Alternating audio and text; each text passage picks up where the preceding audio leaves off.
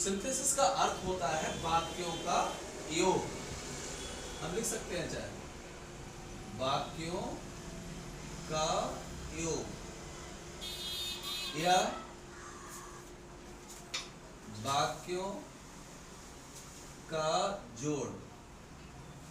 अक्सर हम लोग घबरा जाते हैं, बोले वास्तव में सिंथेसिस है क्या? तो सिंथेसिस कुछ नहीं है, ये एक सिर्फ वाक्यों का जोड़ होता है।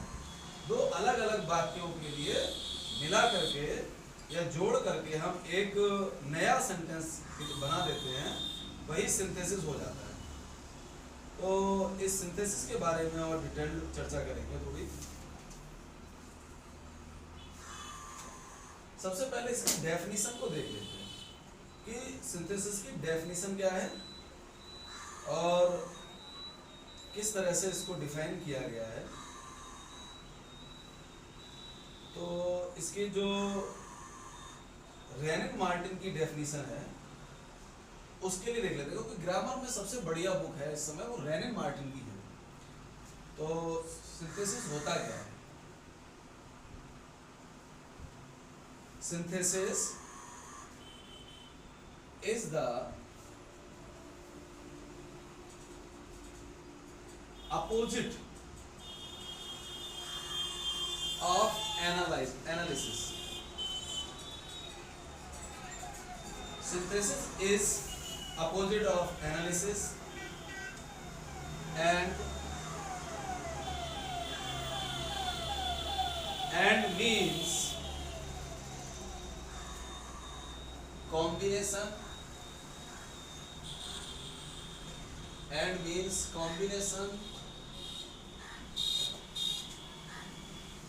of a number of simple sentences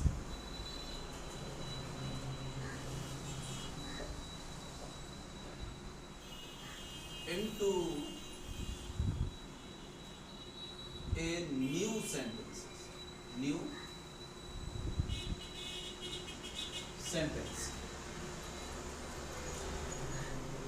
चाहे ए ना लिखे तो वन लिख सकते हैं, into one new sentence. इस डेफिनेशन के लिए रैन एंड मार्टिन ने दिया है, रैन एंड मार्टिन ने बताया कि सिंथेसिस क्या है। सिंथेसिस एक एनालिसिस है अपोजिट, ठीक है, जिसका अर्थ होता है combination, A number of simple sentences, कई साधारण वाक्यों का कॉम्बिनेशन करके हम उसको क्या कर देते हैं, एक नए सेंटेंस में कन्वर्ट कर देते हैं। मतलब एक दो या दो से अधिक सेंटेंसेस को जब उनको कंबाइन करके हम एक नया सेंटेंस बना देते हैं तो वही क्या कहलाती है, सिंथेसिस कहलाती है। अब सवाल उठता है कि कौन कौन से ऐसे रूल्स हैं जिनका प्रयोग करके हम सेंटेंसेस को एक करते हैं। तो यहाँ पर कई रूल्स आते हैं सिंथेसिस में। सबसे पहले आता है use of participles. Use of participle का प्रयोग करके हम वाक्यों को जोड़ देते हैं। दूसरा आता है use of nominative absolute. Nominative absolute का प्रयोग करके हम वाक्यों के लिए जोड़ देते हैं। नंबर 3 पे आता है यूज ऑफ इन्फिनेटिव। इन्फिनेटिव का प्रयोग करके हम वाक्यों को जोड़ देते हैं। चौथा आता है यूज ऑफ नाउन और फ्रेज इन अपोजिशन।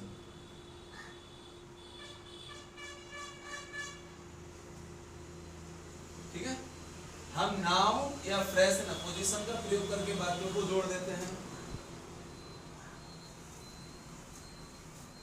और नंबर 5 आता है use of preposition, use of preposition with noun or gerund, ठीक है। इसका प्रयोग करके हम वाक्यों के लिए जोड़ देते हैं। 6 नंबर आता है by using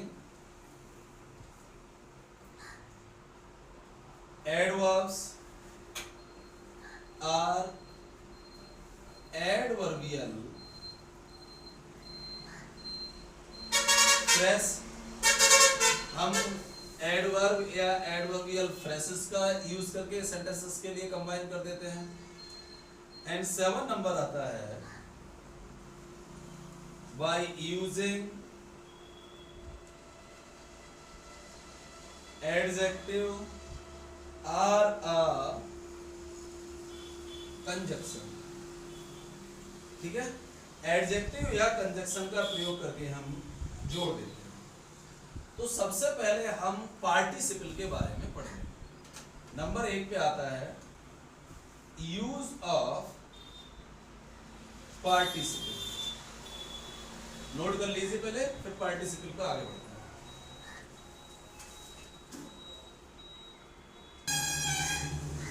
आइए पार्टिसिपल के बारे में पढ़ते हैं। पहले इसके बारे में कुछ जान लेते हैं और फिर आगे बढ़ते हैं।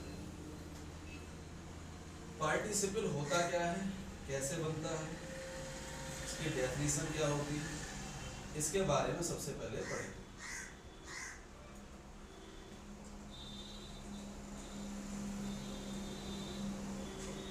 पार्टिसिपल का यूज करके हमें जो है किस तरह से सेंटेंसेस को जोड़ना है वो सीखेंगे।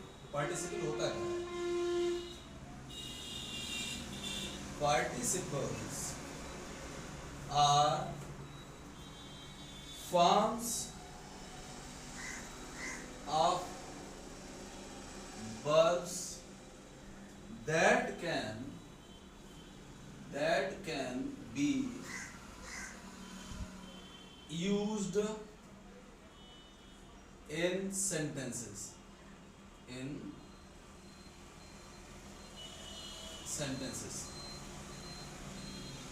To modify verbs, nouns, noun phrases,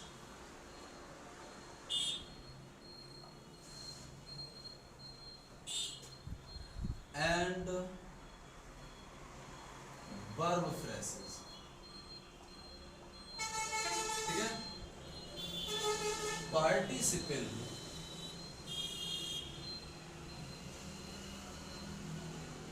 can take the position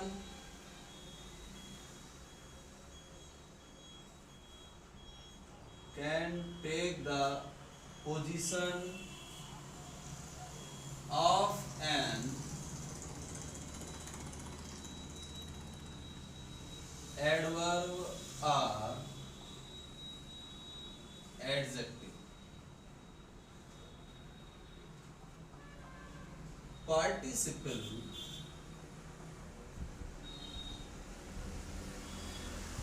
can either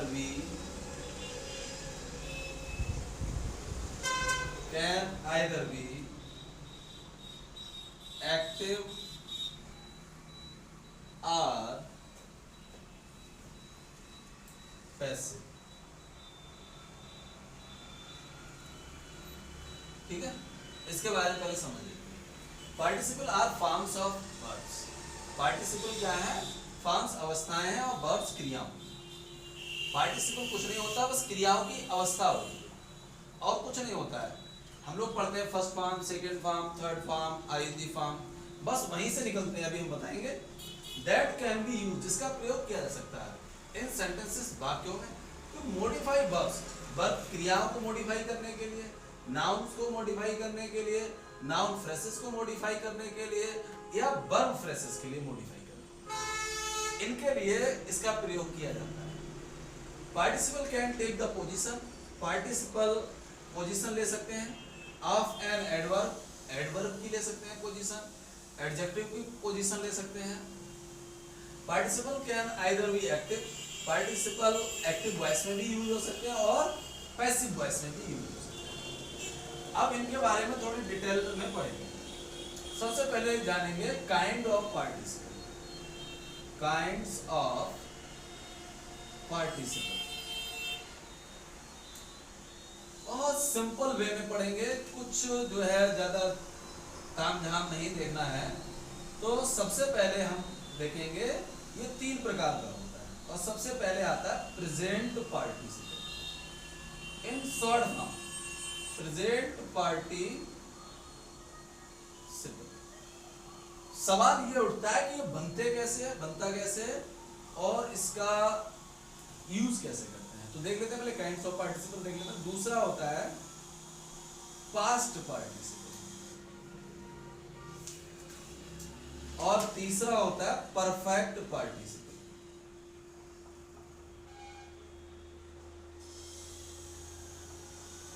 ये 3 पार्टिसिपल होते हैं।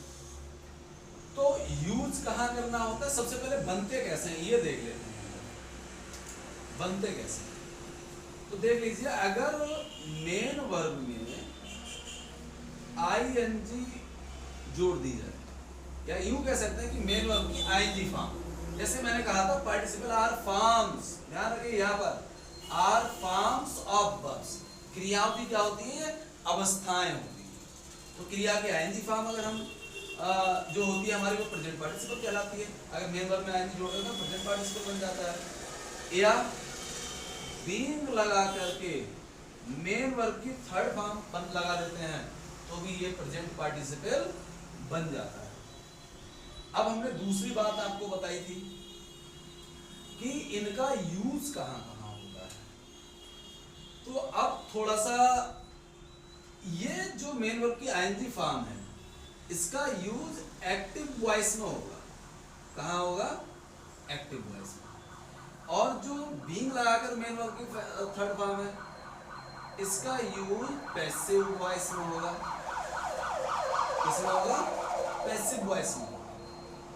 सवाल होता है कि मन में एक क्वेश्चन आता है मैक्सिमम स्टूडेंट्स के कि आखिर हम इसको एक्टिव वॉइस में कहाँ यूज करें या इसको पैसिव वॉइस में यूज कहाँ करें, ये नहीं समझ पाते। तो देखिए हमारी वर्ड्स 2 तरह की होती है, एक एक्शन वर्ब होती है और दूसरी नॉन एक्शन वर्ब होती है। नॉन एक्शन वर्ब, सबसे पहले थोड़ा सा इसको समझने में कोई दिक्कत नहीं आएगी पार्टिसिपल के लिए। तो एक्शन वर्ब क्या होती है, एक्शन वर्ब वो वर्ब होती है जिनमें कोई काम किया जाता है, कोई एक्शन किया जाता है, तो कार्य किया जाता है। कार्य तो हमारा नाम होता है लेकिन उसके जो करने का तरीका वो हमारी क्या होती है, वर्ब होती है। जैसे मैंने कहा ही रीड्स इंग्लिश, मैंने कहा वो अंग्रेजी पढ़ता है, तो वह यहाँ पर सब्जेक्ट हो गया। ठीक है, क्या पढ़ रहा है भैया, अंग्रेजी पढ़ रहा है। तो पढ़ने, अंग्रेजी पर क्या काम कर रहा है, वो पढ़ने का काम कर रहा है। किसका काम कर रहा है, पढ़ने का। तो मैंने कहा था जो भी काम किया जाएगा, ठीक है, वो वर्ब हमारी वो एक्शन वर्ब होती है। क्या होती है, एक्शन वर्ब होती है। तो यहाँ पर रीड्स हमारी क्या हो जाएगी, एक्शन वर्ब हो जाएगी, क्योंकि वो कार्य कर रहा है। कौन सा कार्य कर रहा है, अंग्रेजी पढ़ने का काम करता है। ठीक है ना, तो ये एक्शन वर्ब होगी। यानी कि किसी भी सेंटेंस में जहां पर हमें कोई काम होता हुआ मिलता है, ठीक है, तो उसमें होने वाला काम एक्शन वर्ब में रखा जाता है। नॉन एक्शन वर्ब क्या है, जिसमें केवल इंफॉर्मेशन मिलती है हमारी। ऐसे सेंटेंसेस जिसमें केवल इंफॉर्मेशन मिलती है वो नॉन एक्शन वर्ब में रखे जाते हैं। ठीक है, जैसे हमने कह दिया ही इज ए डॉक्टर, वह कौन है, एक डॉक्टर है।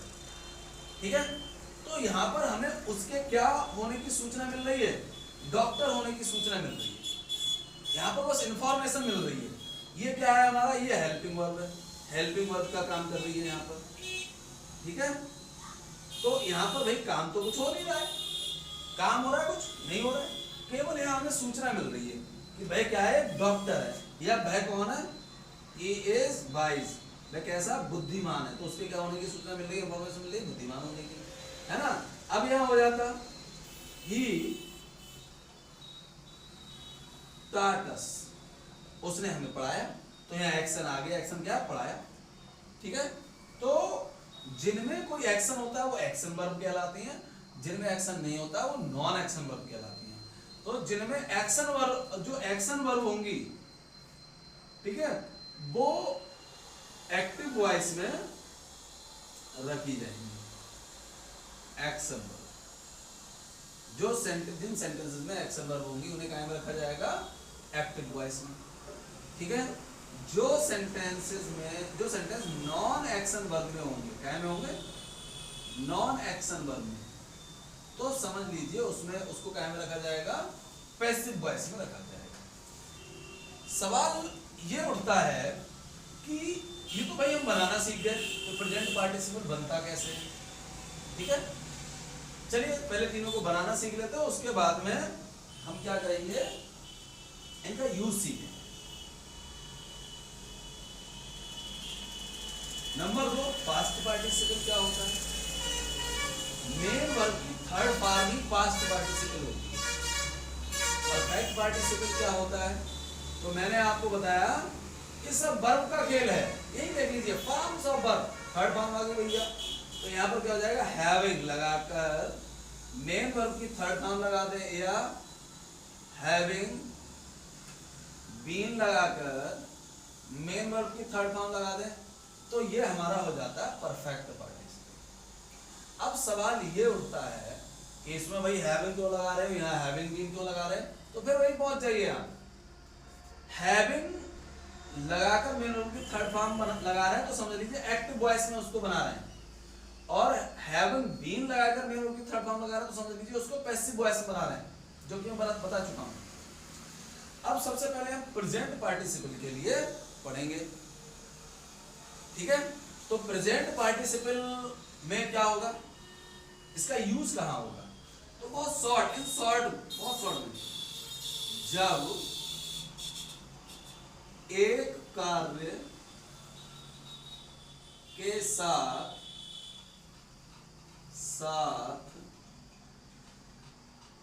दूसरा कार्य